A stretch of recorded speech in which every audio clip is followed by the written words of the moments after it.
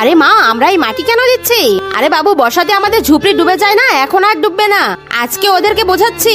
একে তোমার ঘরে মাটি ফেলানোর টাকা আছে আর আমাকে দেওয়ার মতো টাকা নেই তোমার কাছে? আরে মালিক, মাটি ফেলানো খুব জরুরি ছিল, না ছাড়া আমার ঝুপড়ি বৃষ্টিতে ডুবে যায়।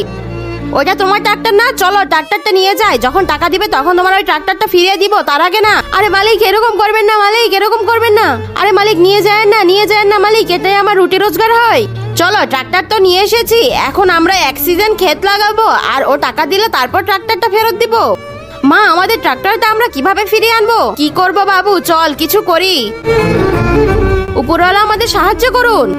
আরে বাবু, এটা কি মিলেছে আমাদের? তার আগে তুমিও যদি চাও তোমার মা 100 বছর বেঁচে থাকুক, তাহলে ভিডিওটিতে একটি লাইক এবং চ্যানেলটি সাবস্ক্রাইব করে দাও। আর হ্যাঁ, লাইক সাবস্ক্রাইব তারাই করবে যারা মাকে মন থেকে ভালোবাসে। কি মা? আরে বাবু, মাটিতে হীরা পেয়েছে, এটার দাম কোটি টাকা। এটা দিয়ে আমরা ট্রাক্টর ফিরিয়ে আনবো আর পাকা বাড়িও করব। আরে মালিক, এই নেন আপনার টাকা, আর আমি আমার ট্রাক্টরটা নিয়ে যাচ্ছি।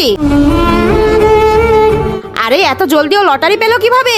বন্ধুরা, তোমরা কে কে মাকে ভালোবাসো? চ্যানেল সাবস্ক্রাইব করে কমেন্টে লিখে জানাও আই লাভ ইউ মা।